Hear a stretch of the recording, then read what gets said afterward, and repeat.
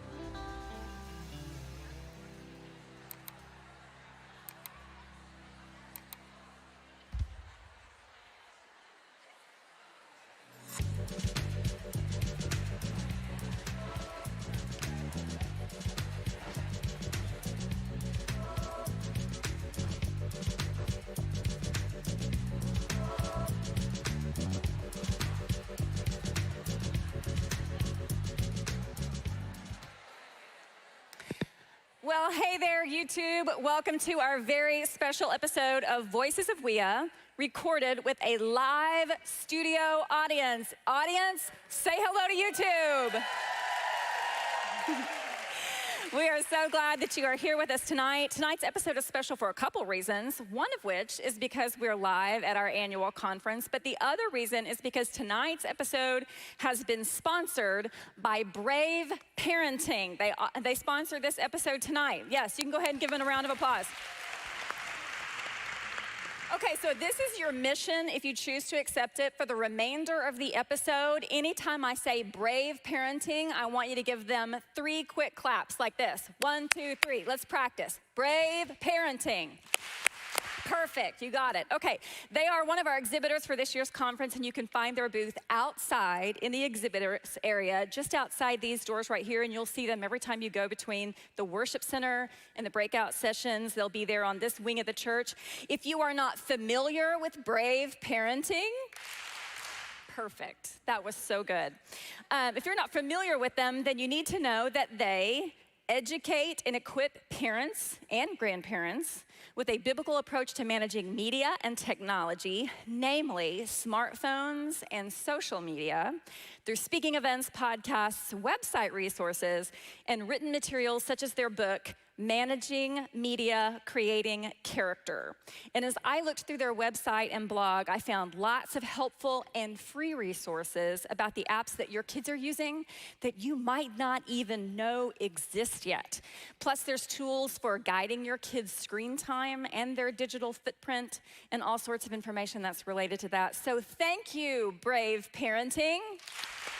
So good. You're so good. Not only for sponsoring the episode, but just for doing what you do, because this is a very needed resource for parents and for grandparents. And by the way, they also have their statements of faith listed on their website, which I know is so helpful because that way you can see for yourself that they are biblically solid. So that is something that I very much appreciate, and I'm sure you do too, especially these days. So once again, thank you, Brave Parenting. So good. All right, we're just gonna jump right into our discussion tonight. I am very excited for you to meet Aaron and Sarah, who are 2 of our keynote speakers who will be presenting later in the conference. First of all, we're going to start with Erin Kunkel. She is the co-founder of Maven at maventruth.com. She's a speaker and co-host of the Maven Parent podcast. And she also co-hosted the Strong Women podcast with the Colson Center for 3 years. She's spoken to adults, youth, parents, moms group, homeschooling groups, and women's retreats. She received her bachelor's degree in social science with an emphasis in political science from Biola University. She was also an intern for U.S. Congressman Ed Royce. She is listen to this, a veteran homeschooling mom of 16 years, and she's been married to her husband, Brett, for 26 years. They have 5 children, 3 grandchildren, and they live in Southern California. Erin, give us a wave. Tell everybody hello. Hello, everyone.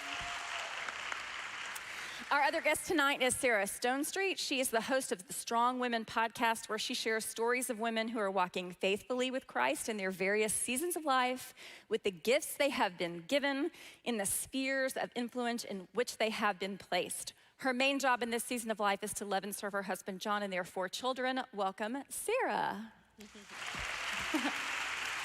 So to both of you, Erin and Sarah, thank you so much for being our guests tonight, and I really can't wait to have this discussion with you. So we are very glad that you're here. I'm excited. Thanks for having us. Good. Yeah, thank you. I'll let bet. Erin talk for herself, sorry. Thanks for having me. We have been friends for a while, so we do talk for each other sometimes. I think that's great. You'll fit right in, Yeah. so totally. Okay, so let's start by hearing from each one of you about what apologetics has meant for you in your own life and your walk with God. You want to go first? Go ahead. I'll go first, okay. I'll be brave, like brave parenting. Okay.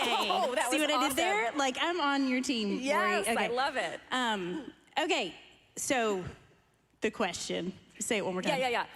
Start by telling us what apologetics has meant for you in your own life and walk with God. Because, we've Yes. talked about this before. Lots of women, they're like, what is apologetics? Why do I need to do this? I already go to Bible study. What is the point of even, trying to fit something else in my schedule? So what has it meant for you? Yeah, okay. So I remember where I was sitting when I went to Summit Ministries. You guys know Summit Ministries? Okay, if you don't, you should. Go check it out. But I remember where I was sitting as a student. I was 19 years old, and a light bulb came on for me. I grew up in a Christian home and in a Southern Baptist, in Mississippi, Southern Baptist, so that's its own flavor. I'm just gonna say that. And I don't know how I picked up this idea, but I guess I thought that Christianity was like what you do at church. And so anyway, I remember being at Summit Ministries, and I don't know who was talking, I don't know what they were saying, but a light bulb went off for me that, Christianity has to do with everything. And I would say that that's where that spark of curiosity came from in me, and I just haven't lost it. And so currently I'm going through, I'm being tutored in theology by one of the pastors at our church. And so I'm not sure I don't know if that's answering your question, but I'm just curious. I just want to know more. And I love the fact that there's just more to learn. Like we never get to the end, and it's just beautiful. Well, for me, I think apologetics became important in my Christian faith right from the beginning, because I became a Christian as a teenager, and all of my friends, or most of my friends, were not Christians. And so I remember having a conversation with a friend shortly after I'd become a Christian, and he was agnostic, he called himself.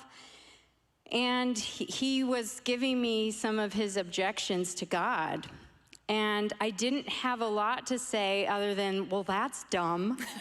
And that didn't seem very persuasive at the time. But I've just kept relationships, whether I wanted to or not, because it's your family, it's friends who are not believers. And so to me, it's just apologetics is a part of the Christian faith, because knowing why we believe what we believe is important if you are going to engage with anyone other than Christians. Although, really, my apologetics was mentored through my husband, who was a youth pastor when we first got married, and he was teaching our youth group kids apologetics, so junior high students at that time. And so as he was teaching the kids, I'm one of the leaders, but I'm taking notes and I'm learning too. Yeah.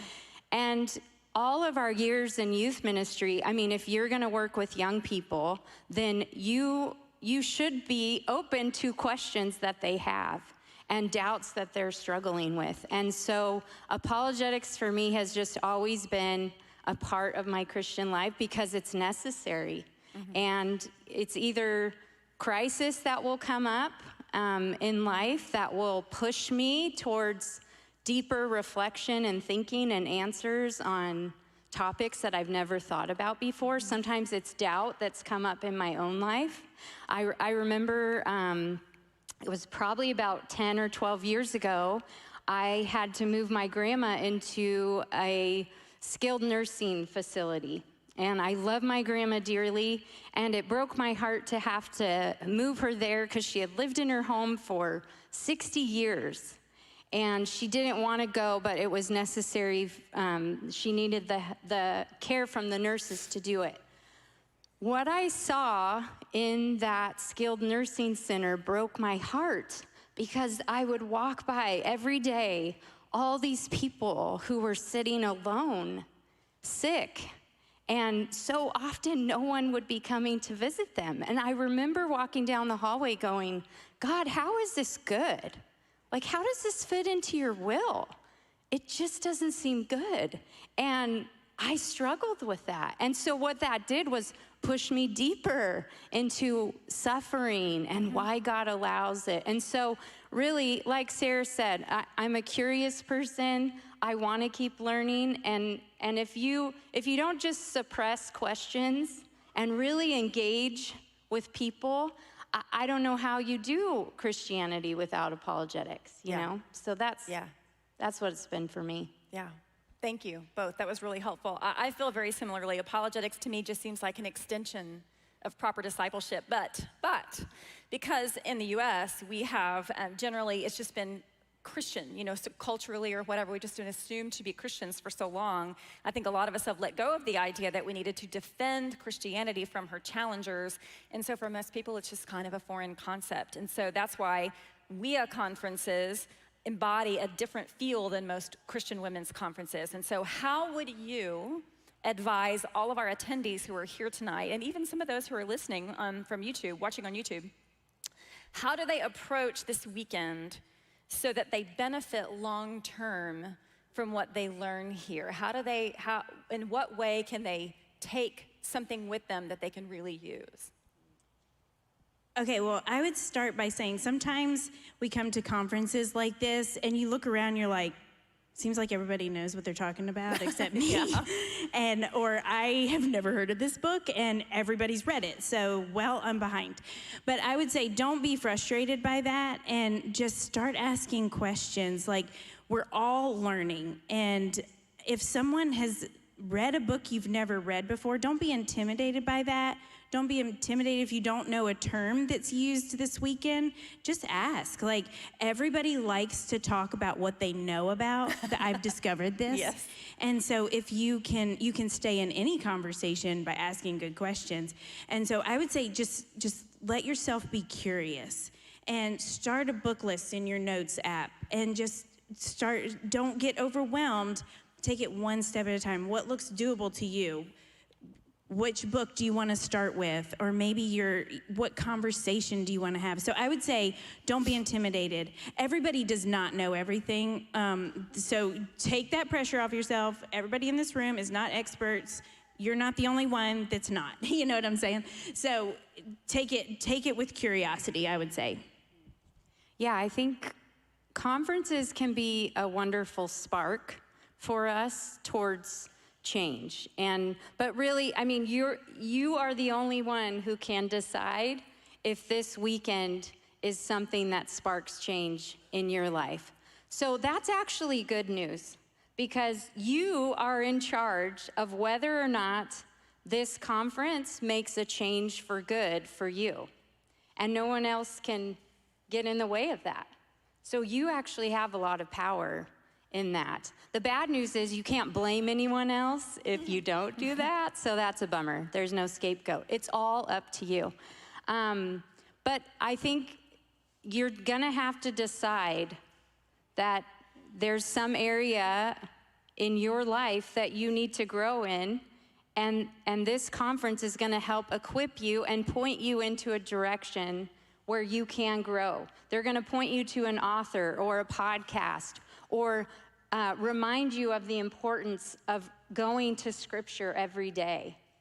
And so it's gonna be you deciding, I'm gonna be different than I have been. I'm gonna start a new habit.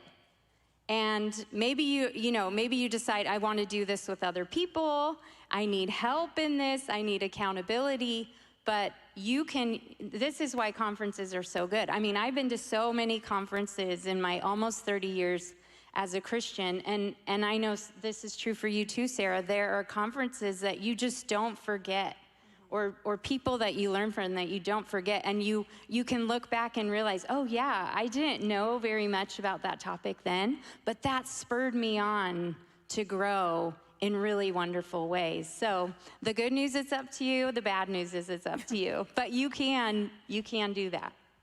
Can I add a thing? Please. Okay, so the other thing that I think is so encouraging is that there is, like, truth is solid. Just because you may not have the right answer on the tip of your tongue doesn't mean there's not an answer.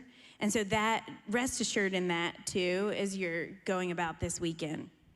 Yeah, and I would add too, we've already mentioned one of them, the stickers, getting to know other people who are interested in apologetics that are near you so that you can keep in touch, maybe get together, meetups, have conversations with like-minded people. That actually is very helpful. And I just want to add real quickly, I think part of the reason that some of us are a little bit uncertain when we get started studying apologetics is because we're not really aware of who in our lives aren't saved.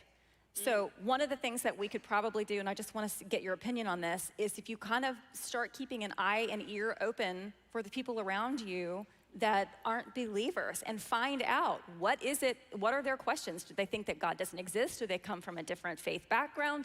How is it that you could guide your apologetics learning based on what the people around you need? Is that a fair assessment, you think? Yeah, and I would say that most Christians aren't thinking Christianly, so it's not just, it is definitely for the unbelievers in our lives, but we as Christians, when we're not thinking with this big worldview, then our view of ourselves, our view of our neighbors, our understanding of God, it's stunted. It's like there's a cap on it.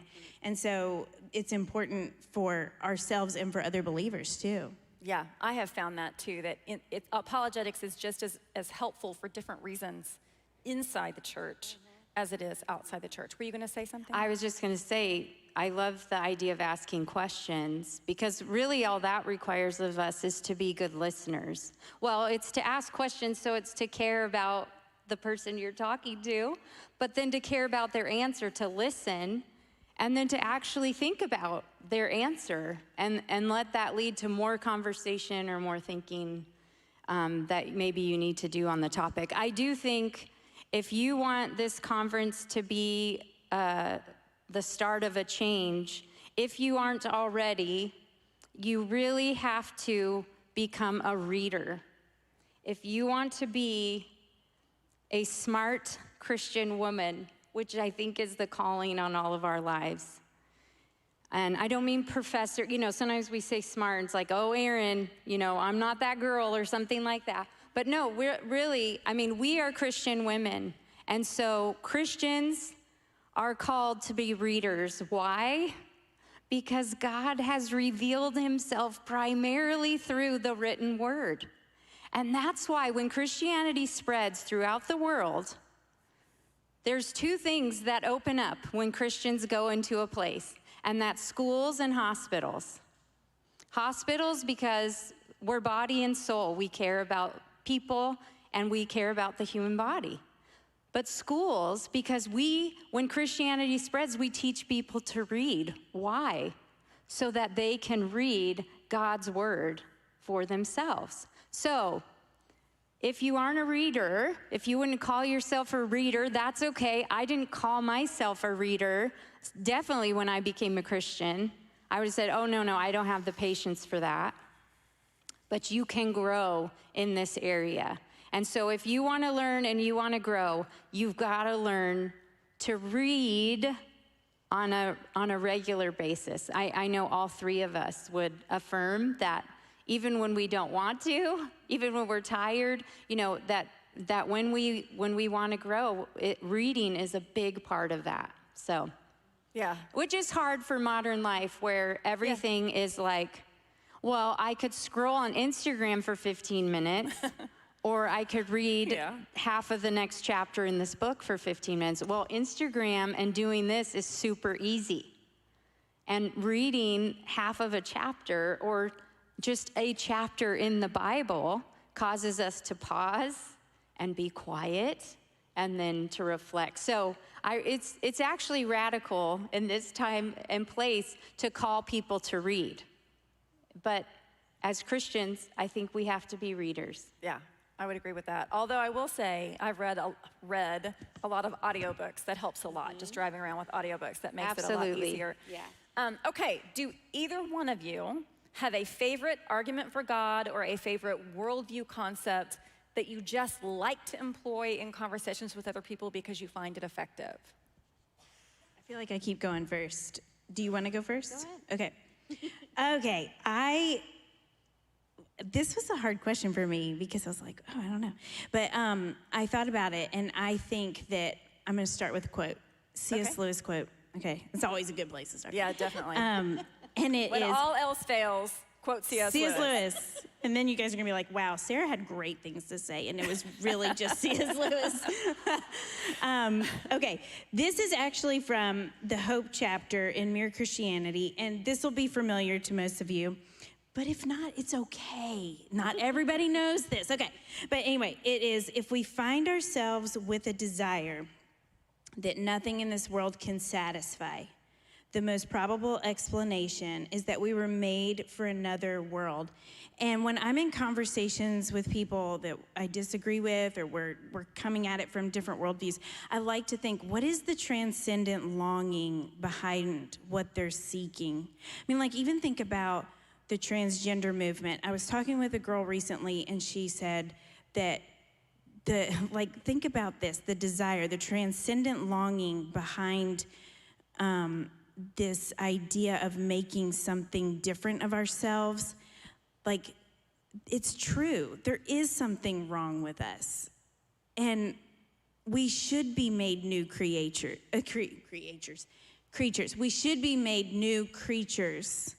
But we can't do that on our own. That's Christ's work. But there's that sliver of, well, that's true. When you're thinking about someone who's confused about their gender and they think they need to change into something else. Well, there is something wrong with us. We do need to be made new, but that's not the solution. That's a stunted version of our transcendent longing where that's pointing. And so if you think, I just am always so curious about, or even some of the tribal habits that our culture has. Well, we do want to belong. Like, that's a transcendent longing. And that's something that Christ offers to us when we become believers. We're not just saved to be in our little bubble with a Bible and our coffee. Like, we're swept up into this grand story that involves the church, past, present, and future. We're like, we belong there, and we belong with him. And so I love to think about that. I'm not sure if that's answering your question, but that's kind of where I go in conversation. I'm trying to think, what is the longing they're looking for?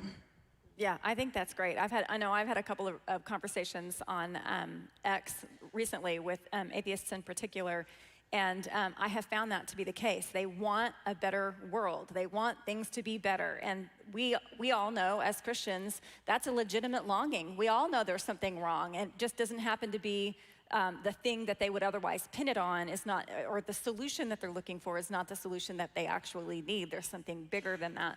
So I think that's a really, really wise insight. Yes, please.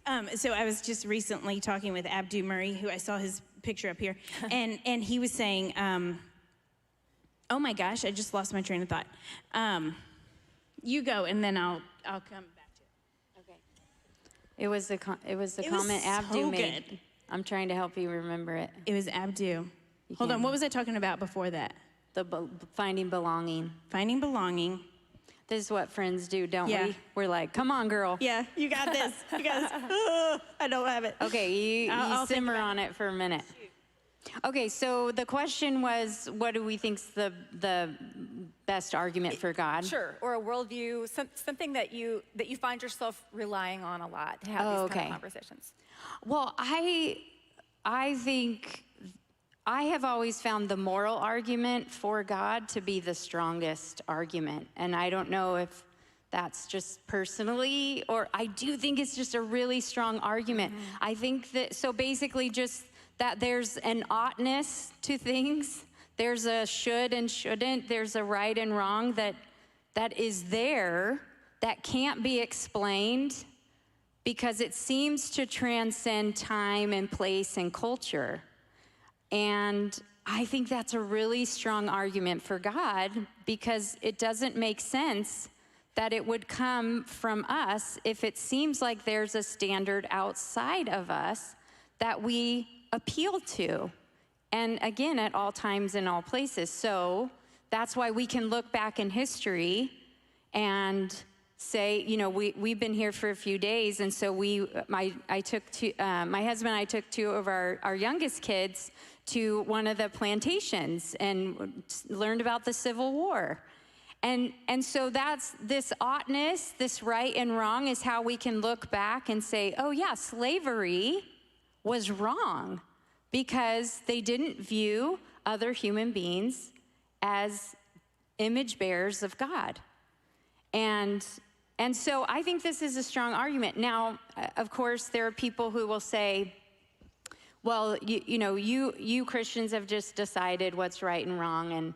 But I think even in conversations with a non-believer that you're having, there's something in their life that there's a should that they will fight for. So for example, say they're really passionate about the environment, or they're really passionate about women's rights. And so the things they care about, they're gonna start using language like should. You shouldn't do that, you shouldn't do that. This is how women should be treated. And all of this, I think, it takes some unpacking to do, but I think for myself and for people, the moral argument for God, that there seems to be this moral rightness that we all appeal to, that just doesn't make sense if we made it up as human beings. If we could just decide, no, you know what? Slavery is right, or abortion is right, or, put in the issue, whatever it is. Okay, did you have time to think? I remember. Okay, there you go. You're welcome. It's gonna change your life. Okay, no, you were talking about something really important that made me think of Abdu's thing. So he said, we are so gospel formed that we tell that story on accident, even unbelievers, because this is the world that we live in. Like, this is reality. Even unbelievers tend to, the shoulds, that you shouldn't do that, you should do this, because this is the world we live in. We're gospel formed. Yeah, I agree.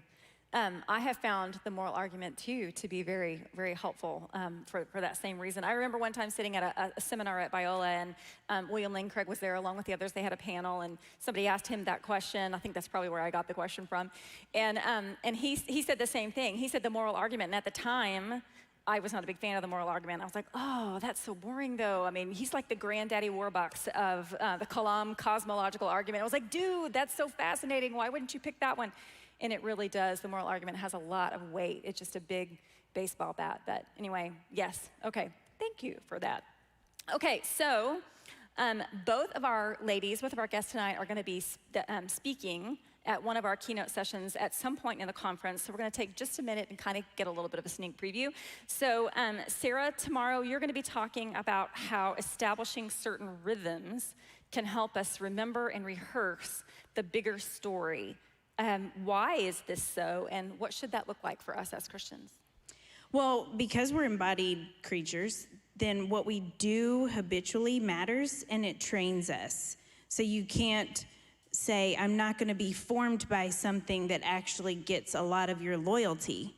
And so, anyway, my topic is ancient hope for a modern moment, and I've had the best time. I'm so glad you guys assigned this to me, because I have had the best time.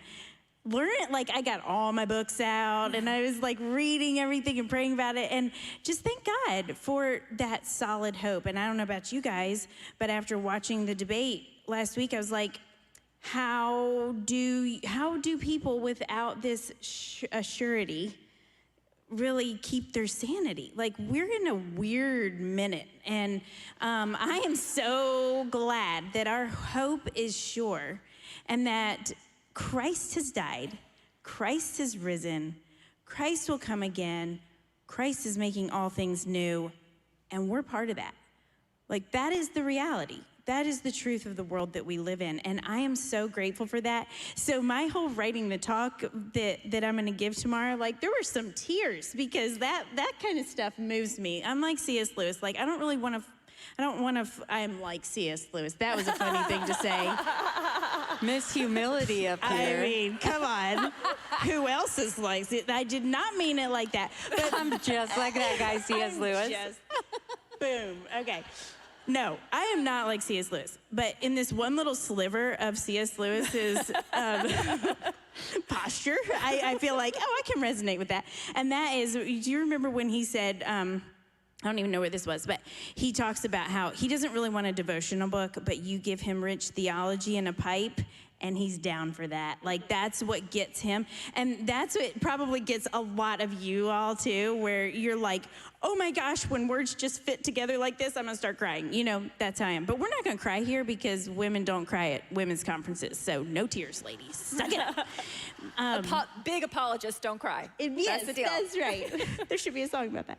Okay, I've rambled. I forget where I was going. Remember what, it's not that, well, maybe you are like C.S. Lewis. I'll say you're like, but you're supposed to let other people say that about you, remember? You're kind of like him too. Okay. But what we've always said about great Christians that we love to read is we always say, oh, we would be friends. Because we know that they would love us. Yeah. And we know we love them. And so basically, we know we would be C.S. Lewis's friend. I like that reasoning. Yeah. It sounds better than I'm like C.S. Lewis. It's like C.S. Lewis and I would be buddies, whether he wants to be or not. Can we edit my little section, and I'm gonna take Aaron's words. Okay, speaking of Aaron, now it's your turn. You're gonna be talking to us tomorrow about the knowledge of God. An average Jane on the street will question even the ability to know God. So help us understand why this is a really important part of our growth as Christians.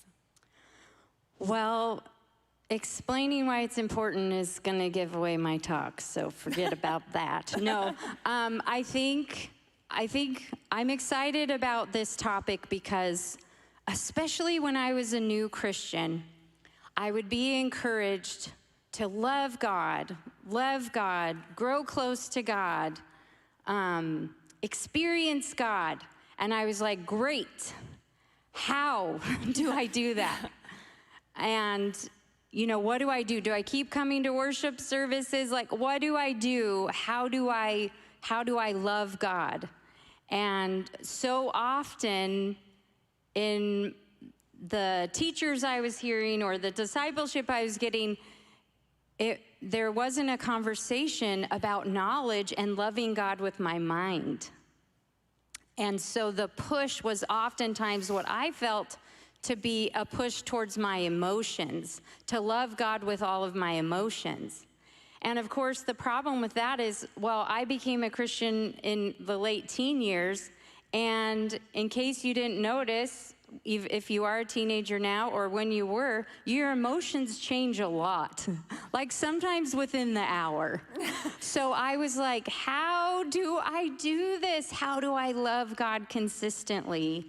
And so I'm gonna zero in on loving God with our minds, basically, and how that's a firm foundation for a relationship with God. And really, loving God is being rooted in the knowledge of who God is. So that's what I'm going to talk about tomorrow. Okay, that's really good.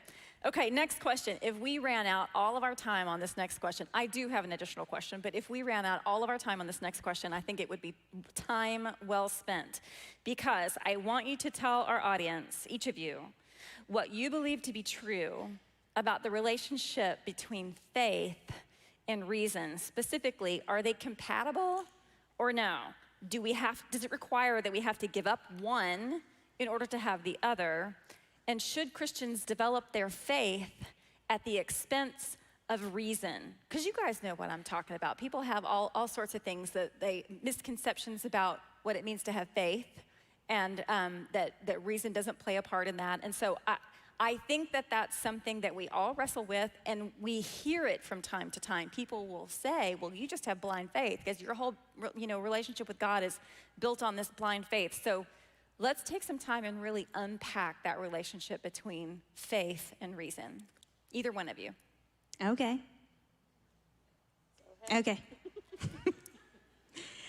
First thought that comes to my mind is St. Anselm said he has this term, faith-seeking understanding. So yes, faith and reason they go together. You can't have one without the other. Uh-oh, I'm gonna start singing. But what Anselm meant was faith-seeking understanding, because the kingdom of heaven has been opened to us as believers. If we could understand it all in one drop, what kind of faith would that be? What kind of belief would that be? It would be something we could make up on our own. It would be so small, is what I'm trying to say. But faith-seeking understanding, the kingdom of heaven has been open to us as believers, means we get to learn about this for eternity. And so I think the thing that I love, and I may have already said this, just pretend I didn't. C.S. Lewis would never repeat himself, so I'm not like C.S. Lewis. But the wonderful thing is that the answer is there. Truth is, I did already say this, truth is solid. So we can pursue it without hesitation, and we can pursue it without self-consciousness, being insecure about it, because it is sure. So we can be curious. So John and I lead the youth group at our church, and we start every Sunday morning with saying, we call it the problems of the world section, because one of our kids coined that term, because we say, tell us, what did you see? What did you hear this week that you have questions about? And so we call it problems of the world, because one of our kids coined that. And it has been fascinating. And first of all, if anybody listens to Breakpoint, anybody listen to Breakpoint? Okay, oh, yay. That's my husband, John. And I'm always in the back of the youth group room oh my gosh, this is so good. Because he just thinks so quickly, he's able to get through the smoke screen. But all that to say, we want the kids to understand that their questions are valid. We may not have the answer, but that doesn't mean there's not one. And so faith-seeking understanding, I think, is such a beautiful way to say it. I know that there is truth, so let's pursue it together. And I think if you think they don't go together, then maybe that's you. Maybe you think, I don't know how to answer that challenge, or maybe that's a challenge you struggle with yourself. Well, take it to the Lord. Take it to the Holy Spirit. His job is to guide and comfort and inspire and lead you and teach you his truth. So be even curious about that. That's where I would start. How about you? So when you asked the question, Okay, wait a second. I just have to point out, Lori and I both have notes. Erin just brought a Bible. She's super spiritual. I didn't know what to bring up, so I grabbed my Bible It's just in always a case. good thing. And look, I'm about to use it right now. Open it up, girl. So when you ask the question about faith, Lori, because I think you're absolutely right. Oftentimes when Christians in the church even use the word faith, the way they mean it is blind faith. But the way the Bible defines and describes faith is not blind. And so I thought of Hebrews 11, which defines faith and says, now faith is the assurance of things hoped for, our theme this weekend, hope, is the assurance of things hoped for and the convictions of things not seen. So assurance and conviction are not blind. And so the faith that the Bible describes and then demonstrates is not blind. It's trusting in what, this is how J.P. Moreland defines it, trusting in what you have good reason to believe is true. And this is the biblical definition of faith. I mean, you think about the story when John the Baptist gets arrested, he's in prison. Now, John the Baptist baptized Jesus, and he saw the Holy Spirit ascend like a dove. He heard the voice of the Father, and he's with Jesus. He was at this incredible scene.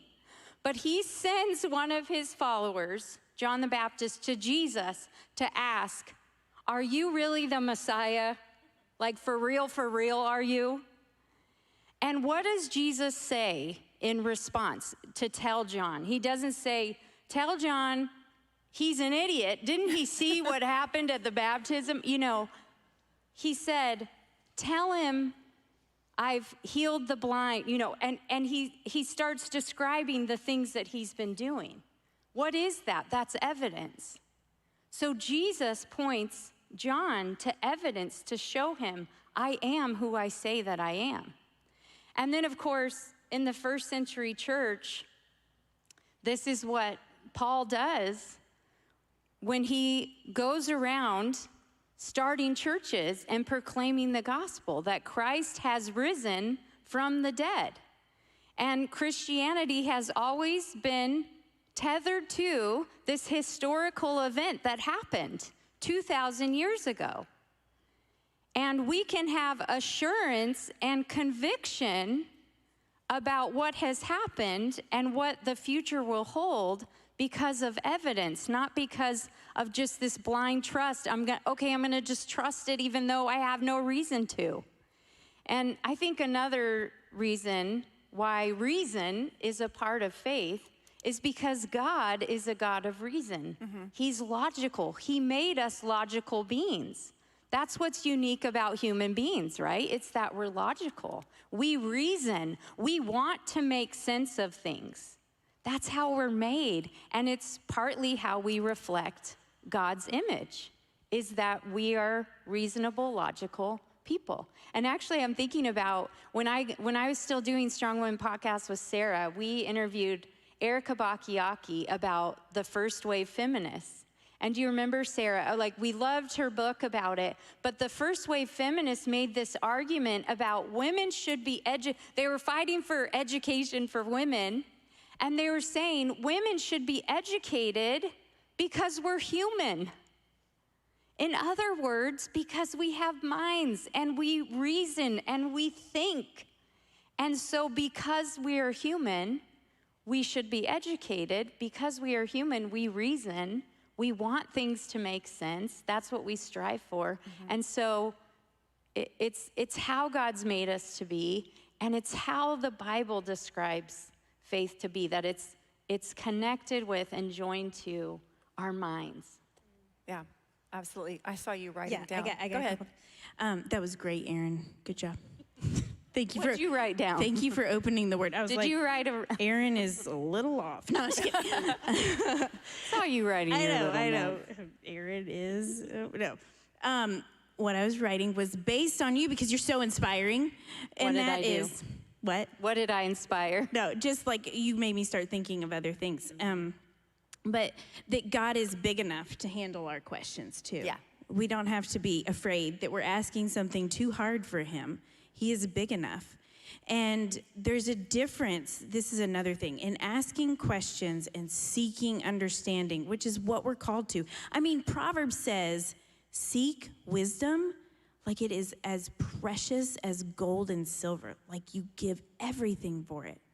And so we're supposed to seek that. We're supposed to seek that reason and that understanding. But there's a difference between a seeker and a mocker. And a seeker, a lot of what we see around us right now is more of a mocking. Do you know what I mean by that? Like a seeker it comes with a humble posture. I want to learn. I want to know. I want to be taught. And a mocker comes with, I've already decided that this is ridiculous and I want to prove you wrong. And so I think when you're talking to people, have that in mind. Like, is this a seeker or a mocker? And if it's a mocker, you're going to approach it differently. I'd say you probably want to ask more questions than answer their challenges. Like, you want to get to the heart of where is this mocking coming from? Because more than likely, it's some sort of experience that they've had with faith or with the church, or some wound that they've experienced, or some confusion that they're sitting in. And so, it's helpful to distinguish between the seeker and the mocker. You got thoughts on that, don't you? Well, no, that was great. Okay, thank you. That's what I was actually looking for, is like affirmation. So I would be curious, show of hands if somebody has ever said to you, we don't need to study apologetics and we don't need to have answers, because if we had the answers, we wouldn't have faith. It couldn't be faith. Has anybody ever heard that? Have you guys? Yeah, okay. So Erin can check me on this because she brought her Bible. Most of us, when we want to connect our faith to truth, most of us go to John 14:6, right? Because that's where Jesus is. I am the way, the truth, and the life. So in John 18:37, he's having a conversation with Pilate.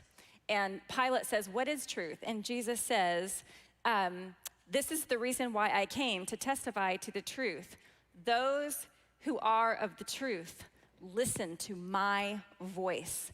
So truth is always connected to reason. Truth and reason go together. So if we understand Jesus as being the truth of the universe, then of course we're going to need to have answers. Of course we're going to need to be thinking people. Of course we're going to need to not just seek reason and use reason and employ reason, but we're going to need to sharpen our reasoning skills, because the person to whom we have committed our souls is literally the person who embodies truth.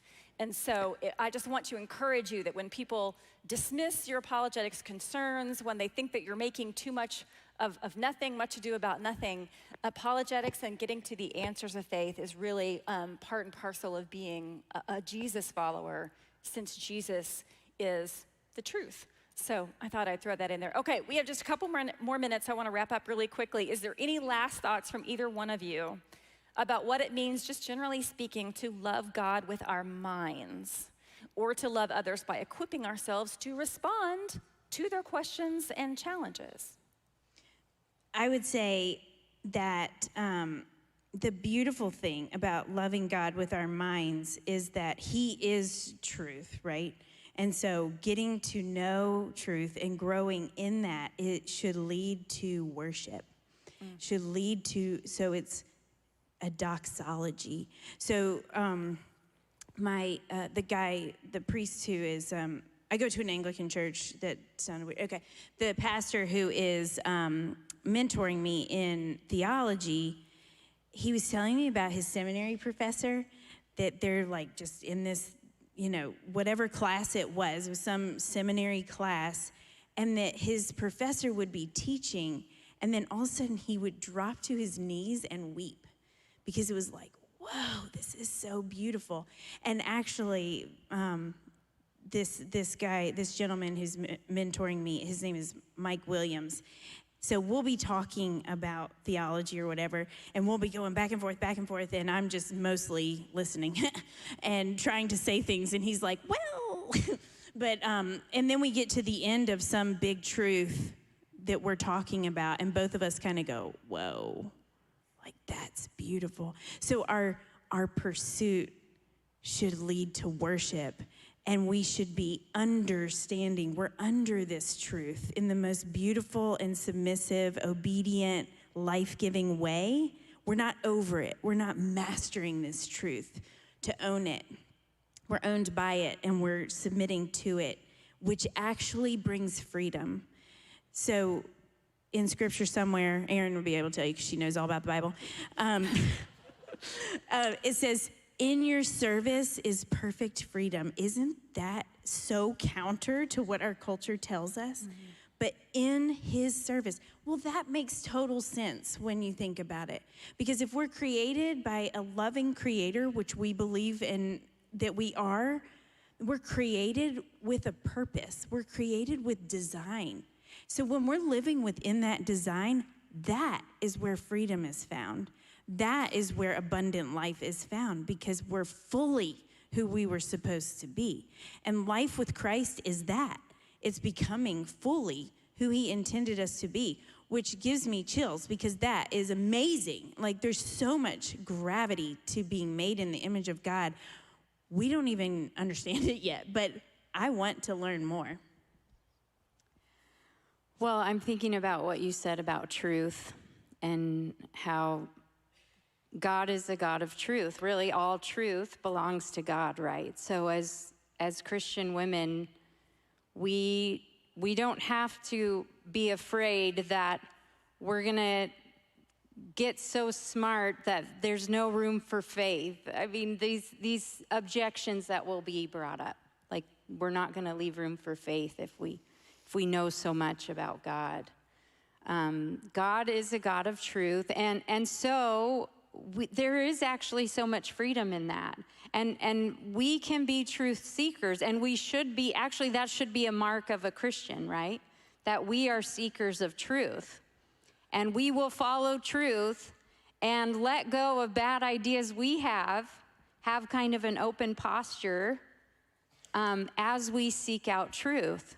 And I know that in working with students and working with having my own 5 kids at home, that having a posture of being a truth seeker has not only aided me in my own Christian walk, but I think it's helped me to work with students and help them to see we don't have to be afraid of any kind of objection or argument that's brought up against Christianity if Christianity is true.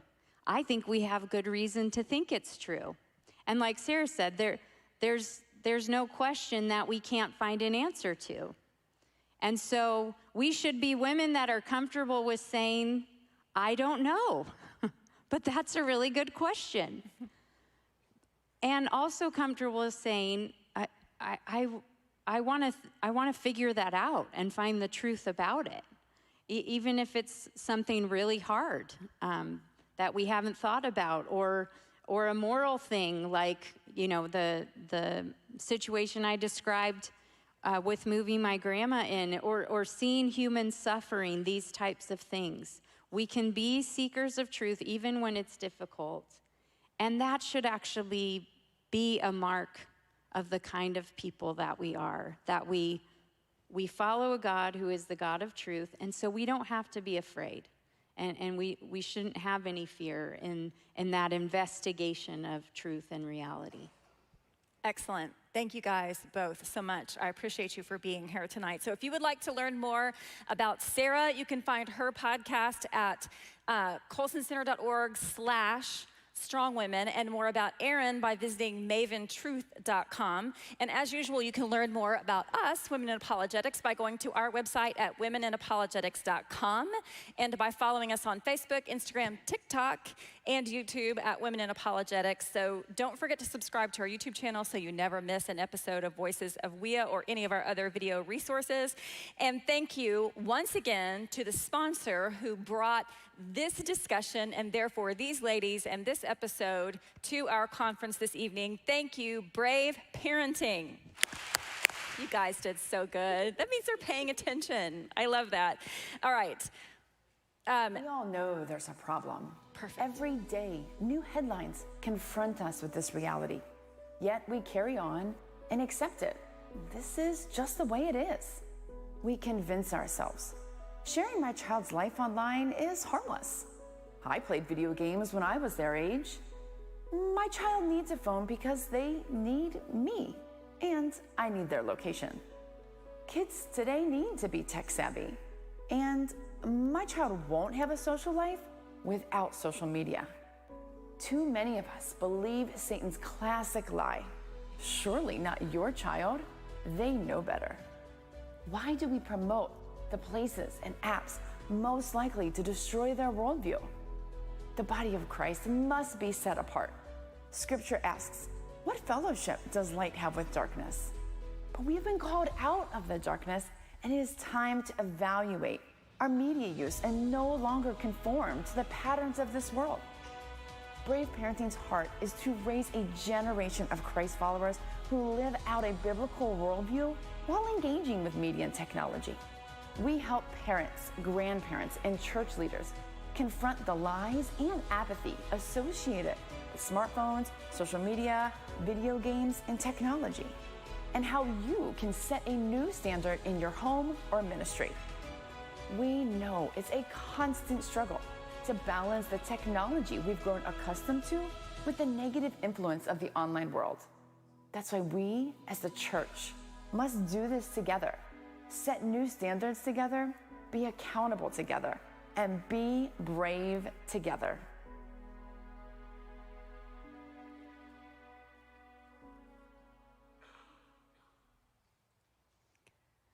So just in case you're not aware, next month in October, we'll be interviewing Amy Hall, and we'll be discussing how to handle outrage, which in an outrage culture, that will be very helpful. So be watching our social media for announcements about that event.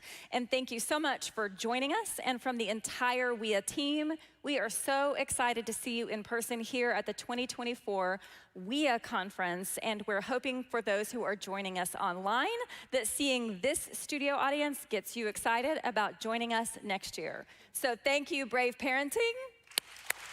And thank you, YouTube, for being here tonight. And thank you for all of you. We have a little break, and then we will go on to our very first keynote session, which I know you're excited about. So thank you.